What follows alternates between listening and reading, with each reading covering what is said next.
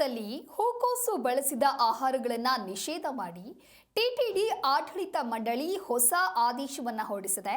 ಲಕ್ಷಾಂತರ ಭಕ್ತಾದಿಗಳ ಆರೋಗ್ಯ ಮತ್ತು ಸುರಕ್ಷತೆಯ ಹಿತದೃಷ್ಟಿಯಿಂದ ಟಿಟಿಡಿ ಈ ಒಂದು ಮಹತ್ವದ ನಿರ್ಧಾರವನ್ನು ಕೈಗೊಂಡಿದೆ. ತಿರುಮಲದಲ್ಲಿರುವಂತಹ ಹೋಟೆಲ್ಗಳು, ರೆಸ್ಟೋರೆಂಟ್ಗಳು ಹಾಗೆ ಫಾಸ್ಟ್ ಫುಡ್ ಸೆಂಟರ್ಗಳಲ್ಲಿ ಹೂಕೋಸಿನಿಂದ ತಯಾರಿಸುವಂಥ ಗೋಬಿ ಖಾದ್ಯಗಳನ್ನು ಮಾರಾಟ ಮಾಡೋದನ್ನು ತಾತ್ಕಾಲಿಕವಾಗಿ ನಿಷೇಧ ಹೇರಿದೆ. ಇತ್ತೀಚೆಗೆ ಹೂಕೋಸು ಅಥವಾ ಗೋಬಿಯಲ್ಲಿ ಹುಳುಗಳು ಕಂಡುಬಂದ ಹಿನ್ನೆಲೆಯಲ್ಲಿ ಮುನ್ನೆಚ್ಚರಿಕಾ ಕ್ರಮವಾಗಿ ಟಿಟಿಡಿ ಈ ಒಂದು ತೀರ್ಮಾನವನ್ನು ತೆಗೆದುಕೊಂಡಿದೆ. ಹಾಗಾಗಿ ತಿರುಪತಿಯಲ್ಲಿ ತರಕಾರಿಗೂ ನಿಷೇಧ ಹೇರಲಾಗಿದೆ. ಹೂಕೋಸಿಗೆ ತಿರುಮಲದಲ್ಲಿ ಹೂಕೋಸು ಆಹಾರ ನಿಷೇಧ ವಿಧಿಸಲಾಗಿದ್ದು, ಹೋಟೆಲ್ನಲ್ಲೂ ಕೂಡ ಹೂಕೋಸನ್ನು ಬಳಕೆ ಮಾಡೋ ಹಾಗಿಲ್ಲ.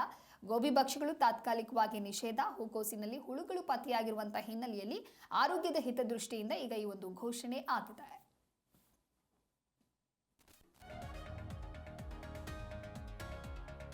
ಟಿಟಿಡಿ ಆಡಳಿತ ಮಂಡಳಿಯಿಂದ ಮಹತ್ವದ ಆದೇಶ ಹೊರಬಿದ್ದಿತ್ತು. ಇನ್ನು ಹೋಟೆಲ್ನಲ್ಲೂ ಕೂಡ ಹೂಕೋಸು ಬಳಕೆ ಆಗೋ ಹಾಗಿಲ್ಲ, ಬಳಕೆಯನ್ನು ಮಾಡೋ ಹಾಗಿಲ್ಲ.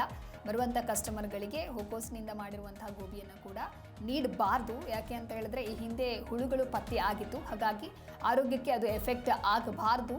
ಇತ್ತೀಚೆಗೆ ಹೂಕೋಸು ಹಾಗೆ ಗೋಬಿಯಲ್ಲಿ ಹುಳುಗಳು ಕಂಡು ಬಂದಿರುವಂತಹ ವಿಚಾರವೂ ಕೂಡ ದೊಡ್ಡ ಮಟ್ಟದಲ್ಲಿ ಚರ್ಚೆ ಆಗಿತ್ತು. ಹಾಗಾಗಿ ಟಿಟಿಡಿ ಈ ಒಂದು ಮಹತ್ವದ ನಿರ್ಧಾರವನ್ನು ಕೈಗೊಂಡಿದೆ.